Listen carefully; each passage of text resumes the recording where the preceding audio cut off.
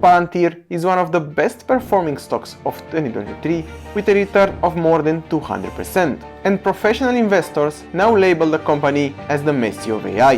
This is the Messi of AI in my opinion. And since the market is forward looking, let's see if it can keep going in 2024.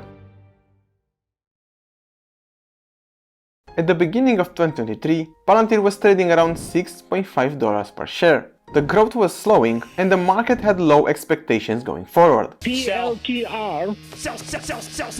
With an expected revenue growth around 20%, the stakes were low. But all that was about to change. Palantir became profitable for the first time in the company's history. And I'm not talking about adjusted profit. Palantir, for the first time, is GAAP profitable. This takes into account all the company's expenses, and it's the most difficult task to achieve. There are good software companies that never reach this level. And Palantir wasn't supposed to do it either. The market estimated that Palantir will do it in 2025, but somehow Palantir did it almost 3 years ahead of the estimates. So it is obvious that the market believed it's just a one-hit wonder, that it wasn't sustainable. But on May 8, 2023, Palantir did it again, only this time it did it better. We are at a unique period at Palantir. If in the last quarter profitability was mostly because of a high interest income, this time the business generated around $4 million in operating profit. And Palantir was not planning to stop here, because it had just launched a powerful,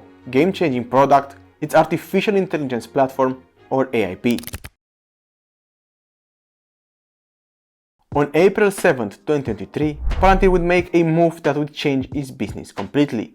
The company launched its newest product to join its other products Gotham, Foundry, and Apollo. But the AIP was different, because it would harness the power of generative AI or large language models. We launched AIP just 10 weeks ago, and already we're seeing unprecedented inbound interest. And by now, there are many large language models like GPT-4, Llama 2, Bard, or Palm 2, and Palantir uses all of them to synthesize information that it uses with its AI tools. Because of essentially our ability to take the knowledge of your business and put it into the LLM and then extract from the LLM something relevant and then manage it, you get both the power of the LLM and you get the shock moment of the enterprise. This makes it a powerful platform that can model data from any organization and unlock immense potential. But not everyone looks at the AIP the same. This is not truly a generative AI company. This does not appear to be anything truly differentiated when it comes to generative AI. They're not actually adding a tremendous amount of value. Other analysts argue that the revenue is growing slowly and will remain slow as the economy will struggle in the near future. The bear cases are mostly related to the growth that Palantir will obtain going forward. But besides revenue growth, the launch of AIP helped Palantir make important changes in its financials that surprised investors. And the first place where it's obvious is in the gross margin. The gross margin hit 81% for the first time in the company's history. The second operating expense that was a bad look on Palantir was its sales and marketing. This cost was absurdly high, sitting constantly around 40%. It was bad. But Alex Carr noted, and he started working on keeping these expenses in check. So much that Palantir retrained its sales and marketing team completely, as the main selling point switched once AIP was launched. We reoriented our go-to-market approach around AIP bootcamps, which has allowed us to deliver real workflows on actual customer data in 5 days or less, versus our traditional pilots, which generally take 1 to 3 months. As a result, the sales and marketing as percentage of revenue dropped from 40% to 32%. This trend is positive and I expect it to continue, but a trend that is not positive is regarding research and development. As we've seen with large language models, competition is fierce, and to maintain its lead, Palantir needs to invest in R&D. But the R&D as percentage of revenue dropped and it's consistently lower than in 2022. This is not a place where you can save money, but a place where you can save is the general and administrative cost, which Palantir managed very well, with the G&A spending around 25% of the revenue, and while there's still room for cost cutting, Palantir's business is improving fast. In just 12 months, Palantir's total operating expenses dropped from 90% to 74%. 16% difference in margin applied to an annual revenue of $2.2 billion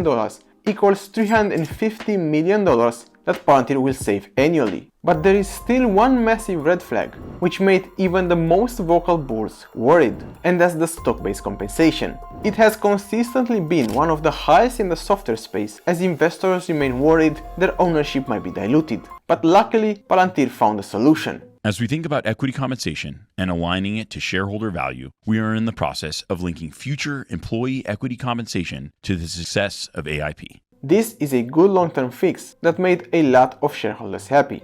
However, the difficult part is now to keep them happy.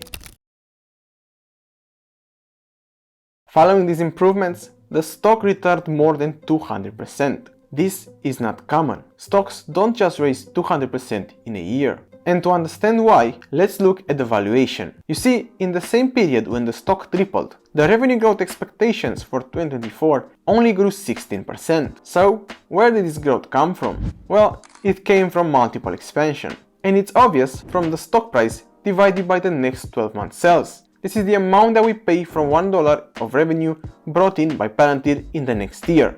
And it grew from 5 times in December 2022 to more than 15 times. And although this is not necessarily bad, the stakes were raised. Remember when I said that last year the stakes were low? Well, a higher multiple shows high expectations. And with Wall Street estimating revenue growth of 20%, the market will expect Palantir to surpass that easily. But luckily, Palantir has a history of over-delivering, as they've beat their guidance for revenue and, more importantly, adjusted operating margin every quarter for the last 3 years. So, for the stock to offer good returns, Palantir is forced to crush estimates, but considering the current macroeconomic environment, it will not be easy. The macroeconomic weakness is still being highlighted throughout 2023 by many CEOs. Moreover, treasury yields still show a 69% probability of a recession happening in the next 12 months. So, in spite of all these headwinds, how can Palantir reignite its growth?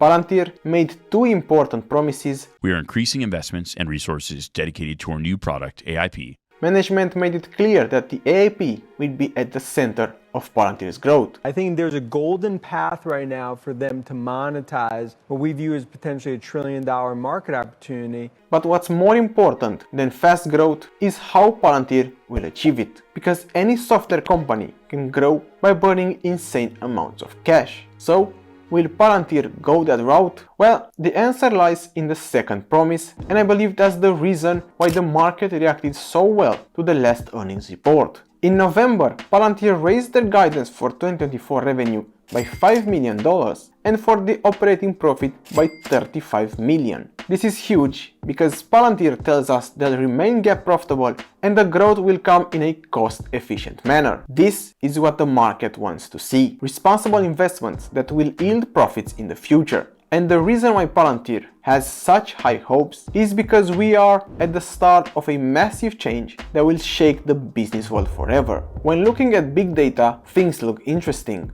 In a recent survey, big enterprises with more than 10,000 employees are the most interested in AI. These are the potential customers for Palantir.